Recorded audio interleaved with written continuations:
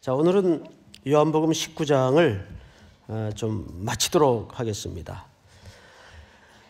오늘 주제는 십자가의 설명은 참 다양하고 또 엄숙하고 깊고 높은 의미들이 많이 담아져 있지만 오늘은 한 군데만 초점을 맞추어서 말씀을 좀 나눌까 해요.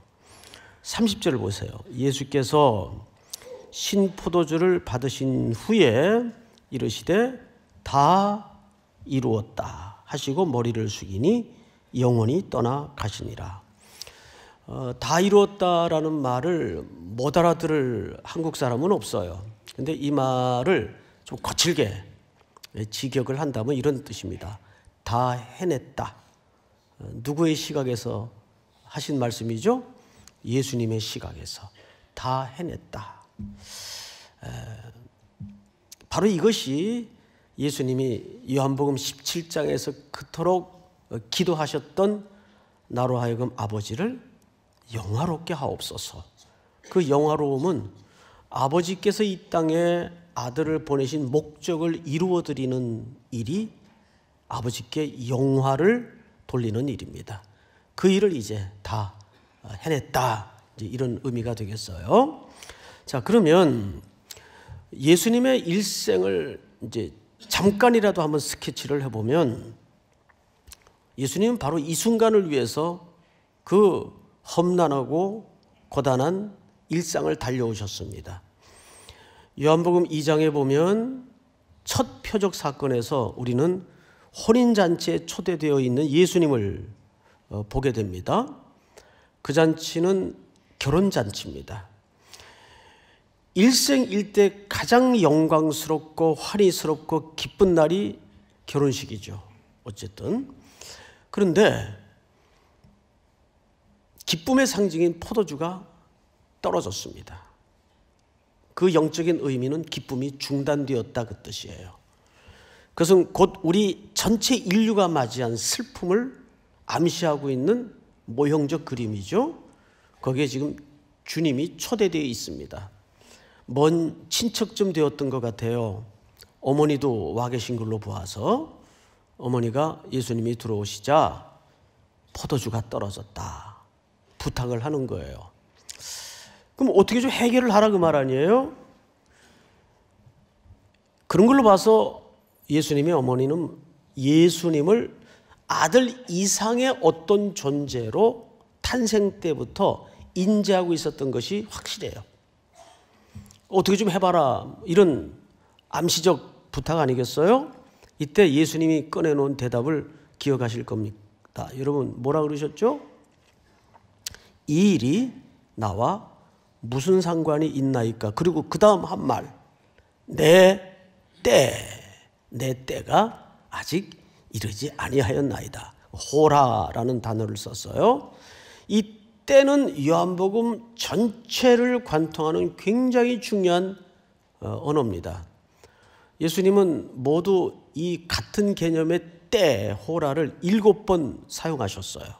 근데 그 모두가 전부 바로 오늘 요한복음 19장에서 만나는 십자가의 죽음의 시간을 암시했던 겁니다. 이제 그 때가 이르렀고 주님은 십자가에서 운명하시면서 마지막 마디를 다 이루었다. 그럼 우리는 그 다음 단계에 들어서서 뭘 이루었다는 얘기일까? 참 많은 이야기를 여기 담았을 텐데 오늘은 아주 핵심적인 거 몇 개만 걸러서 도대체 예수님은 뭘 이루었다는 것일까에 대해서 말씀을 좀 우리가 보도록 하겠는데요. 첫째, 요한복음 1장 29절을 좀 띄워주실까요? 같이 한번 읽습니다. 시작. 이튿날 요한이 예수께서 자기에게 나아오심을 보고 이르되 보라 세상 죄를 지고 가는 하나님의 어린 양이로다. 보라 세상 죄를 지고 가는 하나님의 뭐라 그랬죠? 어린 양이로다.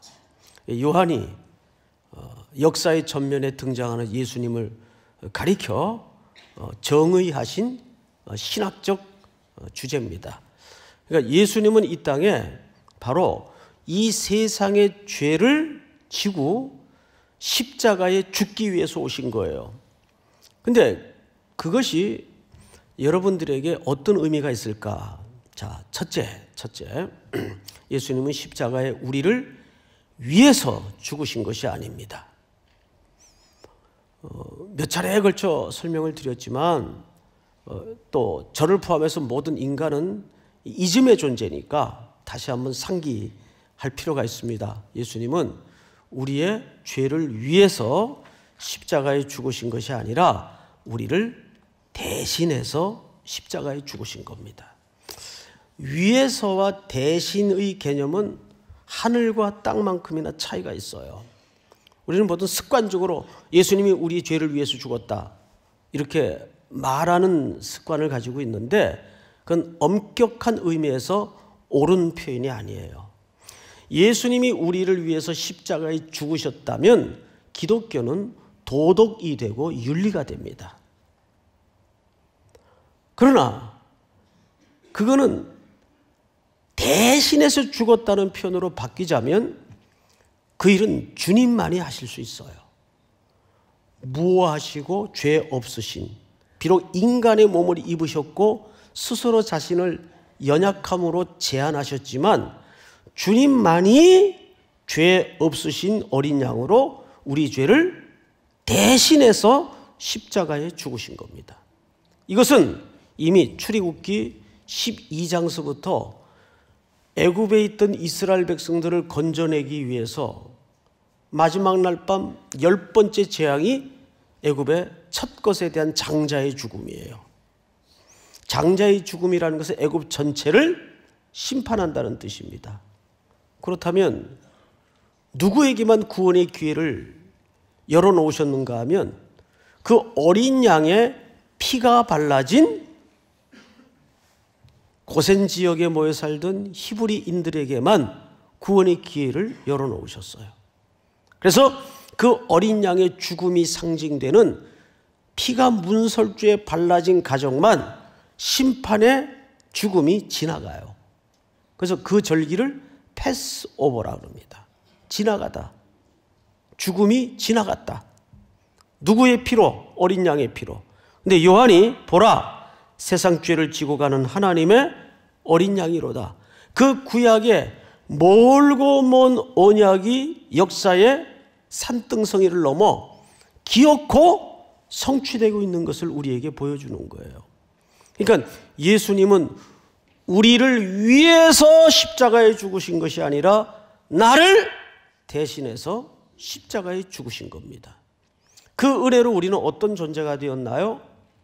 허물 많지만 진노 아래 영원히 심판 아래 죽을 수밖에 없는 존재지만 우리는 그 어린 양의 피로 어떻게 됐습니까? 정결하게 됐어요. 믿습니까? 이 뜨거운 감격이 그 십자가에서 지금 예수님의 마지막 마디를 통해서 다 이루었다. 지상에서의 마지막 이야기예요. 다 이루었다. 나를 대속하시고 그의 피로 덮어 정결케 하기 위해서 주님은 그 고단한 여정을 마다 않고 이 땅에 오셔서 십자가에 죽으시면서 태근아 다 이루었다. 이 뜨거운 감격이 가슴속에 주체할 수가 없는 거예요. 아무개야 내가 너를 대신해서 십자가에 다 이루었다. 여러분 이 엄연한 구속의 실체를 믿으십니까? 이 고백이 새로워져야 됩니다. 그러면 이제 우리가 정결케 된 존재예요. 그 다음 순서는 뭘까요? 이제 이 정결함이 기초가 되어서 어디로 가야 됩니까? 거룩으로 나가야 돼요. 자, 거룩이라는 건 뭐예요? 이거는 수십 번도 더 말씀을 드렸어요. 물론 또 잊으셨을 테니까 다시 한번 강조합니다. 거룩이라는 것은 내가 덕을 쌓고 신앙을 열심히 하고 넓은 범주에서는 그 의미도 전혀 없는 건 아니에요. 그러나 성경에서 말하는 거룩의 실체는 온전히 하나됨을 얘기하는 거예요. 온전히 하나됨. 누구와? 신랑이신 예수 그리스도와 우리가 온전히 거룩해진다는 것은 관계 개념이에요. 그래서 하나님께서도 내가 거룩하니 너희도 뭐하라. 거기서 하나님이 내가 거룩하다라는 말은 하나님이 더 이상 어떻게 거룩해요? 예? 근데 그 말은 관계 개념으로 설명하시는 거예요. 나 너밖에 모른다. 너를 위해서라면 태평양도 건널 수 있고 바다도 건널 수 있고 산도 넘을 수 있다. 나 너밖에 모른다. 그런데 정말 표정을 그렇게 하고 계시는 거예요? 응? 그러니 너도 나밖에 몰라야 된다. 그 얘기를 하는 겁니다. 나 너밖에 몰라. 그러니까 성경은 뜨거운 용광로 같은 사랑의 이야기예요. 거룩은 너무너무 하나님이 우리를 향해서 얼마나 열렬해 계신가를 뜨거운 가슴으로 풀어내는 이야기예요. 그러니까 레위기 보세요. 레위기 읽다 보면 정말 여기서 한계를 느끼죠. 미주알 고주알 잔소리 많은 할아버지처럼. 그런데 레위기를 더 깊게 들어가 보면 막 그 울컥울컥 하는 게 나까짓 게 뭔데 이렇게 나를 향해서 섬세하게 생각을 하실까? 얼마나 자세하게 설명을 하세요. 그게 레위기 제사예요. 예? 여러분, 영국 속담에 사랑을 하게 되면 눈이 몇 개가 된다고요? 1000개가 된대요. 1000개. 사랑을 하게 되면 남들이 못 보는 것까지 다 보여요. 왜 저럴까? 나한테 조금 더 관심을 가져주지. 눈을 흘겼어? 별게 다 보인단 말이에요. 사랑을 하게 되면. 주님이 우리에게 그래서 숨과 숨 사이에 틈도 주지 않고 한눈 파는 것을 원치 않으세요. 그게 거룩이에요. 그래서 성경은 거대한 웨딩 스토리예요. 에덴 동산에서 무너진 사랑이 어디서 완성이 되냐면 계시록에 가서 어린 양이신 신랑과 신부인 우리의 혼인잔치로 마무리가 되잖아요. 성경은 거대한 사랑 얘기예요. 그래서 예수님은 첫 표적을 어디서 보이셨습니까? 중단되었던 혼인잔치에서 그 끊어지고 슬픔이 찾아왔던 혼인잔치를 기쁨과 회복으로 바꾸시잖아요. 그것은 예수님이 이 땅에 오신 목적을 사실상 규정하는 아주 중요한 첫 번째 표적입니다. 그래서 십자가의 사건은 첫째, 우리를 대속하시고 우리를 정결케 하시며 정결을 기초로 어디로 나아간다? 우리의 신랑인 그리스도와 연합으로, 거룩으로 명령하시는 사건이 다 이루었다 속에 설명되어 있는 겁니다. 믿습니까? 그리고 이제 하나님은 십자가에서 새 창조를 이루셨어요. 두 번째로. 자, 그 새 창조가 우리 창세기 2장을 한번 띄워주세요. 1, 2절. 천지와 만물이 다 어떻게 하여지니라? 이루어지니라. 하나님이 그가 하시던 일을 일곱째 날에 마치시니 그가 하시던 모든 일을 그치고 일곱째 날에 뭐 하시니라? 할렐루야. 여러분, 안식이라는 개념은 휴식의 개념이 아니에요. 안식이라는 개념은 6일 동안의 하나님의 천지 만물에 대한 창조의 역사가 더 이상 손댈 것 없이 완벽했다 그 뜻이에요. 믿습니까? 그래서 안식일을 지켜야 되는 것은 너무너무도 중요한 신앙 고백입니다. 하나님의 창조는 더 이상 인간이 덧대거나 손댈 일 없이 완전했다. 그런데 이 안식일이 무너지잖아요. 인간의 탐욕과 불순종으로 안식일은 무너집니다. 그래서 인류는 멀고 먼 역사의 험난한 여정이 전부 뭐로 찾아가는 여정이었을까요? 이 안식을 찾아가는 여정이에요. 예수님께서 십자가의 죽으심으로 우리에게 그 참된 안식이 찾아오는 겁니다. 할렐루야. 그래서 이 새 창조예요. 새 창조. 다 이루었다.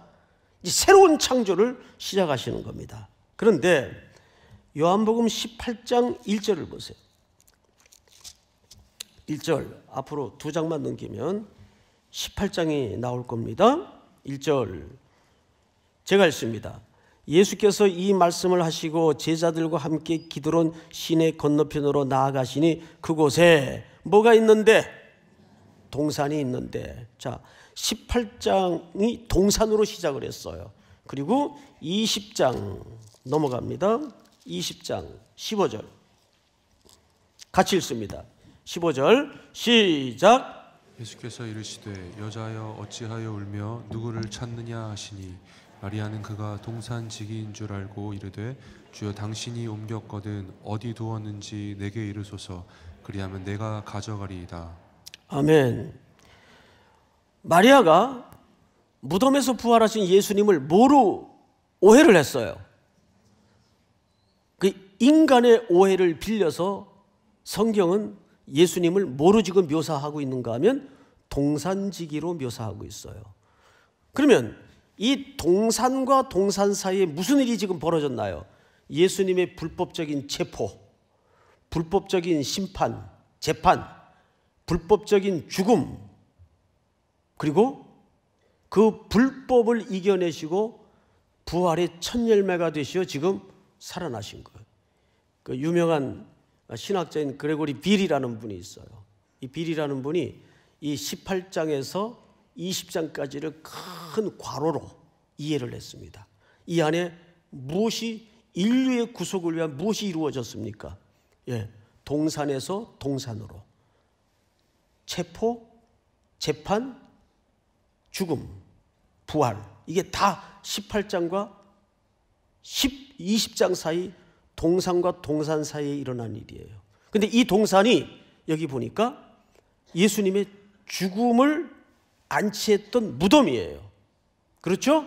근데 그 무덤이 뭘로 지금 표현되는가 하면 동산으로 바뀝니다. 자, 인류의 타락은 어디서 시작이 되었어요? 동산에서 시작이 되었어요. 그리고 인류는 그 동산에서 쫓겨납니다. 근데 주님이 지금 그 타락으로 버무려졌던 동산을 죽음의 권세를 깨치고 일으키셔서 회복하세요. 그것이 아가서의 글이 우리에게 그려준 장래 꿈이에요. 동산에서 참된 신랑과 신부가 얼마나 뜨거운 하나됨이 이루어지는가를 보여준 책이 아가서예요. 믿습니까? 이 새 창조입니다. 새 창조. 그 다음 또 보시면 요한복음 20장 22절을 보세요. 22절. 다 같이 한번 읽겠습니다. 시작.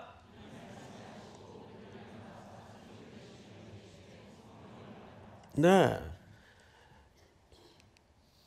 부활하신 주님이 두려워 떨고 있는 제자들에게 나타나셔서 처음으로 하신 말씀이 평강이 있을지어다를 선언합니다.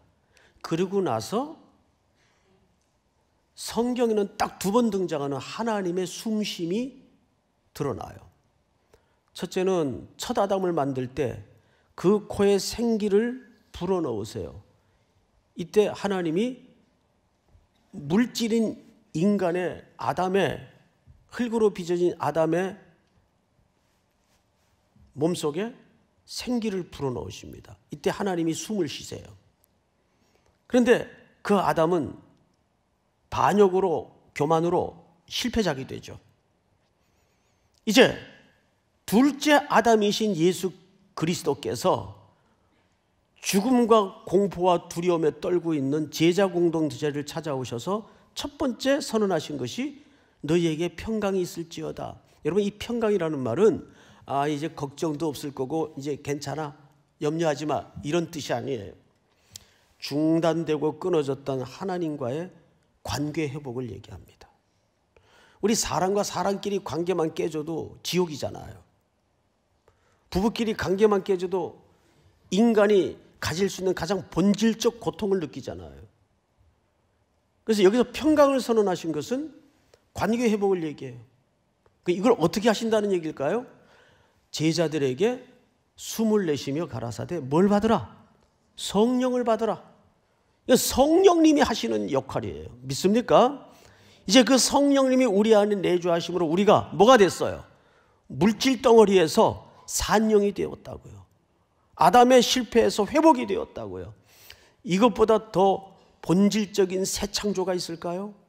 그래서 우리는 그런 중 누구든지 그리스도 안에 있으면 새로운 뭐라? 피조물이라. 우린 새 것이 되었어요. 자, 그런데 또 하나 여기에서 새로운 것이 만들어집니다. 19장 몇 절을 보시냐 하면, 자, 34절을 보세요. 그중 한 군인이 창으로 옆구리를 찌르니 곧 피와 물이 나오더라. 자, 예수님은 창을 받으시고 못을 받으셨어요. 그리고 죽음이 이루어지고 그 죽음이 확인이 됩니다. 하나님께서 하와를 창조하실 때에도 하와는 아담의 신부가 되죠. 창조하실 때에도 아담의 옆구리를 열어서 하와를 만드세요. 우리의 신랑인 예수 그리스도의 죽음을 통해서 이 옆구리에서 뭐가 생성됩니까? 그리스도의 교회, 그리스도의 새로운 가족 공동체가 생성이 됩니다. 25절 볼까요? 이렇게 됩니다. 예수의 십자가 곁에는 그 어머니와 이모와 글로바의 아내 마리아와 막달라 마리아가 섰는지라. 26절 시작. 예수께서 자기의 어머니와 사랑하시는 제자가 곁에 서 있는 것을 보시고 자기 어머니께 말씀하되 여자여 보소서 아들이니이다 하시고, 또 그 제자에게 이르시되 보라 네 어머니라 하신데 그때부터 그 제자가 자기 집에 모시니라. 여기 아주 묘한 관계 개념이 새로이 형성이 됩니다. 여러분, 예수님이 어머니를 향해서 뭐라고 호칭하시죠? 여자요. 이거는 뭐 그렇게 극존칭의 의미도 아니고 이거는 그렇게 하대하는 것도 아니에요. 메시아의 입장에서 오피셜한 호칭이에요. 근데 이 호칭을 우리는 어디서 만났었죠? 첫 표적의 현장이었던 가나 혼인잔치에서 이 호칭을 한번 들었던 기억을 갖고 있습니다. 맞죠? 그러니까 이 호칭 속에는 어떤 신학자는 그렇게까지 얘기하더라고요. 이제 공식적으로 예수의 어머니를 제자로 규정하는 현장이다. 뭐 그럴 수도 있어요. 뭐 과히 틀린 견해는 아닙니다. 근데 더 중요한 것은 그 어머니를 누구와 묶어줍니까? 장차 교회 공동체가 될 제자 공동체와 묶어줍니다. 그리고 그 어머니가 그때부터 그 제자의 집에 모셔져요. 뭐가 생긴 거죠? 새로운 가족 공동체가 형성이 된 겁니다. 즉 십자가의 사건은 놀랍게도 새로운 가족 공동체를 탄생하는 거예요. 오늘날 이 새로운 가족 공동체가 우리에게는 무엇이 되어 와 있죠? 교회입니다. 그래서 교회를 새로 가족 공동체라고 얘기하는 거예요. 요한복음 1장 12절에 보면 찾지 마세요. 읽어드릴게요.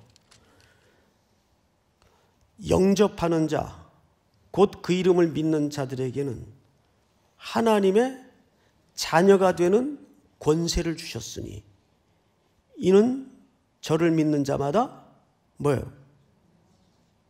예, 그리고 이는 혈통으로나 육정으로나 사람의 뜻으로 나지 아니하고 오직 어디서 난 자들이니라? 하나님께로 난 자들이니라.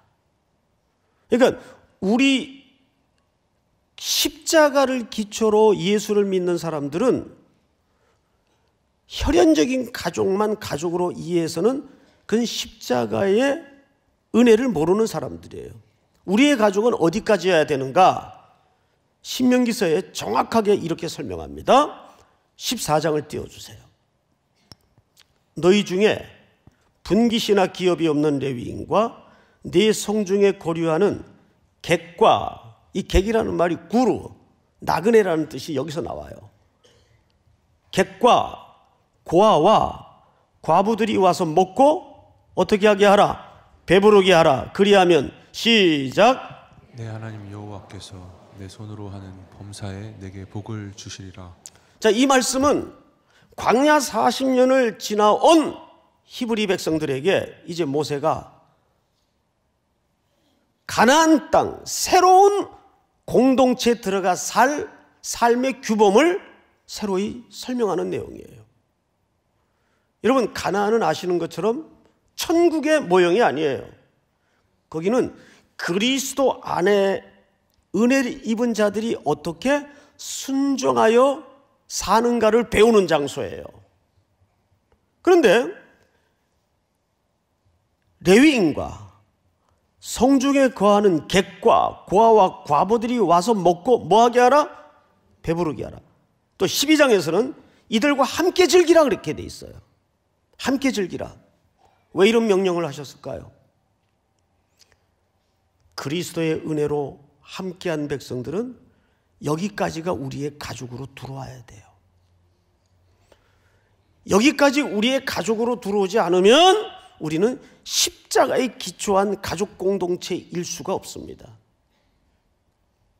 지난주 계속 연말 당회를 지금 하고 있습니다. 그러니까 우리 이제 예결위원들과 장로님들이 이 예산 조정하느라고 아주 머리가 아파요 지금. 저는 일절 안 들어갑니다. 근데 당회 때 이제 굵은 항목들만 보고를 하는데 우리 교회 의료선교회가 있어요. 근데 예산이 예를 들어서 수치가 정확한 건 아닌데 예산이 5천만 원이 올라왔는데 이제 지난해 결산 5천만 원이 예산이 잡혔었고 결산을 보니까 4천만 원 가까이가 그 틀니 제작용으로 나갔더라고요. 이건 누가 봐도 예산 집행에 이 불균형한 숫자예요. 그래서 이제 그걸 제가 좀 의아해서 질문을 했어요. 그랬더니 거기에 그 이유가 있더라고요. 나중에 들어보니까 저는 그래서 이거 예산이 불균형하니까 이거 좀 조정을 해야 됩니다.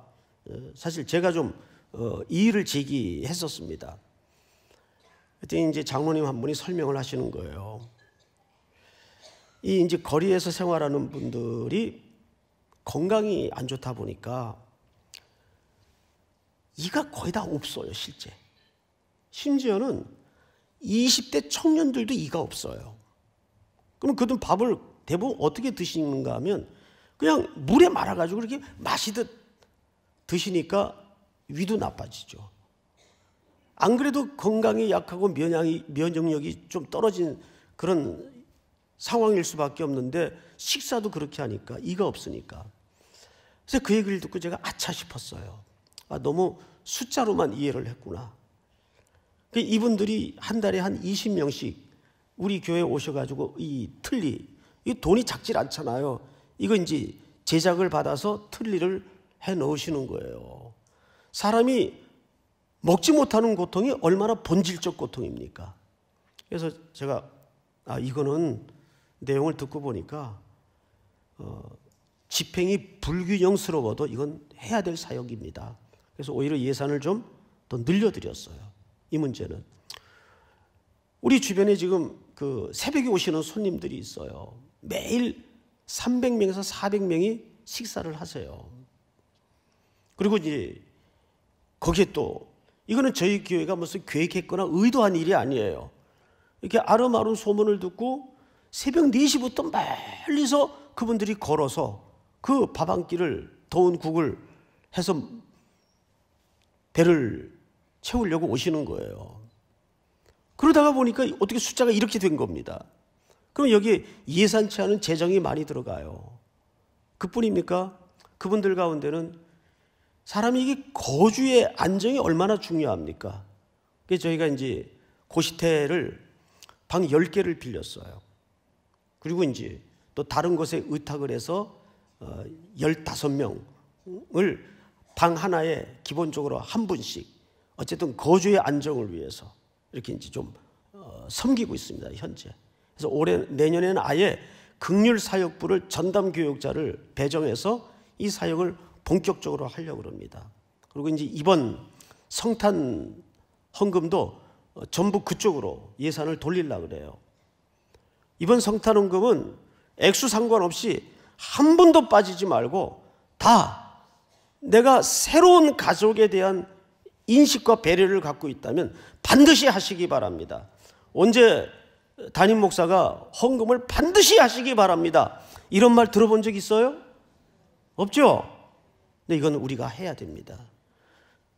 하나님께서 보내는 나그네들을 우리가 외면해서는 그건 교회라고 할 수가 없어요. 우리가 조금 불편해도, 우리가 함께 누추해져도 이 일은 해야 됩니다. 제가 얘기를 하나 하고 마칠게요. 저녁예배 때 오래전에 한 이야기인데, 혹 들으셨던 분이라도 처음 듣는 것처럼 리액션을 하시기 바랍니다. 시간이 없으니까 전 드라마를 못 봐요. 볼 시간도 없고. 근데 이게 이제 가끔 인터넷에 짤방 같은 게 돌아다녀요. 짤방이 뭔지는 아시죠? 그래서 그 영상을 우연히 봤는데, 어떤 드라마인가 하면 청담동에 살아요라는 드라마예요. 거기에 이제 김혜자 씨가 나옵니다. 연기에 거의 신이죠, 신. 아주 리얼 연기에는 그분만한 분이 없는 것 같아요. 아주 참 탁월한 연기를 가진 분인데, 이분이 청담동에 살아요. 근데 아주 가난한 분이에요. 어쩌다가 청담동에서 남일 해가면서 이제 거기서 생계를 꾸려가는 그런 역할입니다. 그러니 맨날 만나고 부딪히는 사람들이 얼마나 정말 우아한 사람들이에요. 뭐 급이 다르죠. 거기에 비해서 거울 앞에 비춰진 자기의 모습은 늘 초라하고 자기만 세월을 정통으로 맞은 듯 느낌이 들고 자괴감이 드는 거예요. 그러니까 이분이 자꾸 그 살살 거짓말을 해요. 좀 허세를 떠느라고. 그게 또 귀엽게 나옵니다. 그러다가 내가 이래서는 안 되겠다. 뭐라도 자기 개발을 좀 해야 되겠다. 그 갱년기 여성들의 그런 이제 특징들이, 현상이 나타난 겁니다. 그래서 이분이 문화센터에 등록을 해요. 뭔가를 좀 개발을 하고 싶어서. 그런데 문화센터에 가보니까 급이 더 달라. 교수 은퇴하신 분들, 뭐 장관 부인들, 재벌 회장님 사모님들, 뭐 기본이 몇 천만 원짜리 휘두르고 나오고, 이거 뜨악한 거예요. 근데 그 강사분이 숙제를 하나 내줘요. 숙제. 자기 인생에 가장 감동적인 말을 기억했다가 다음 주 시간에 적어오는 거예요. 집에 돌아왔죠. 경대 앞에 앉았는데 아무리 기억의 창고를 뒤져봐도 자기 인생에 딱히 뭐 감동스러운 말을 들어본 기억이 없어요. 그래서 너는 뭐 이쁘다, 너는 뭐 성격이 좋다, 이런 말은 들어봤어도 그건 기분 좋은 말이지 감동스러운 말은 아니잖아요. 그건 틀리잖아요. 그러다가 어이쿠 저녁 시간이 됐네. 이제 시장을 가느라고 밖에 나갔어요. 근데 거리에서 시골에서부터 아주 친하게 허물없이 지내던 오빠를 만난 거예요. 근데 오빠는 멀찍이서 봐도 너무 럭셔리해. 딱 봐도 잘 됐어요. 너무 반가운 마음에 급히 커피숍에 들어가서 이런저런 얘기를 하는데 기대대로 오빠는 잘 됐어요. 근데 오빠의 눈에 비친 이 혜자의 모습은 너무 초라하게 보여요. 옹색해 보여요. 급히 대화를 끝내고 당연히 커피 값을 이제 오빠가 지불하려고 카운터에로 가는데, 뭐 가진 돈도 변변치 않으니까 먼저 문 밖으로 이제 머쓱해서 이 혜자 씨가 돌아서서 나갑니다. 그 모습을 커피 값을 지불하던 이 오빠가, 잘된 오빠가 물끄러미 이렇게 보다가 불러요. 혜자야. 예 오빠. 그 왜 연기 있죠? 예 오빠. 이렇게. 근데 오빠가 한마디 합니다.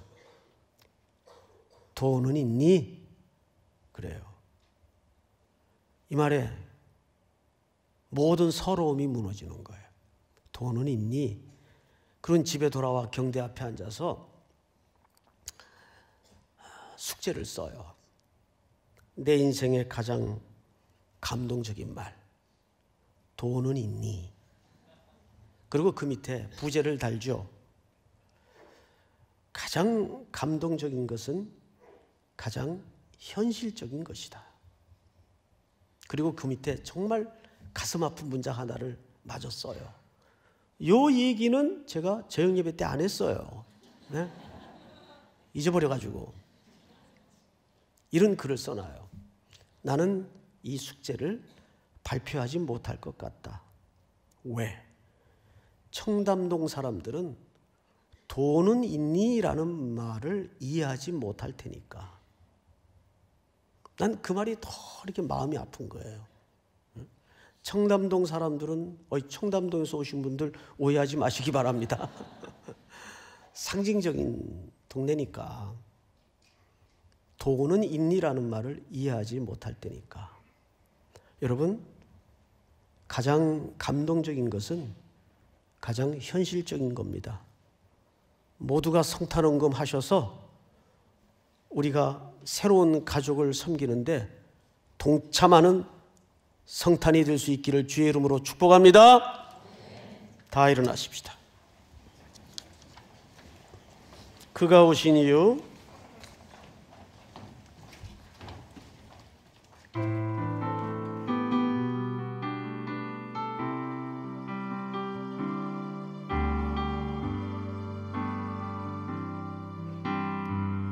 이 세상 가장 아름다운 순종의 눈물, 온 세상 다시 빛나게 한 생명의 눈물, 생명의 눈물, 그가 이 땅에 오신 이유, 죽어야 살게 되고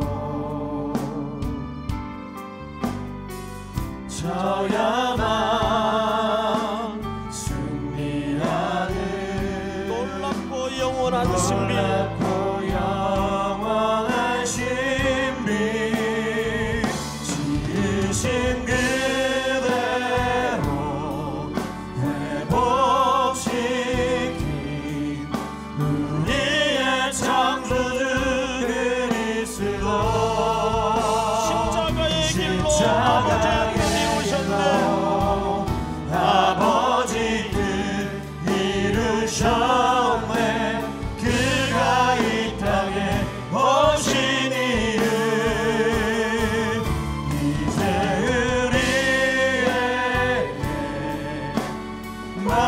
맡겨진 그 소망, 그 사랑, 그 생명, 아름답고 눈부신 십자가의 길, 아름답고 눈부신 십자가의 길, 우리가 이 땅에 살아갈 이유. 지금은 우리 구주 예수 그리스도의 은혜와 하늘 아버지의 사랑과 성령님의 교통하심이 오늘 머리 숙여 경배를 드리는 사랑하고 사랑하는 우리 3일의 귀한 성도들, 해외, 국내, 멀리 출타해 있는 가족들, 아직도 우리가 찾아야 될 수많은 이 땅의 나그네들, 우리의 새로운 가족들, 복종의 생명까지 영원토록 함께 있을지어다. 아멘.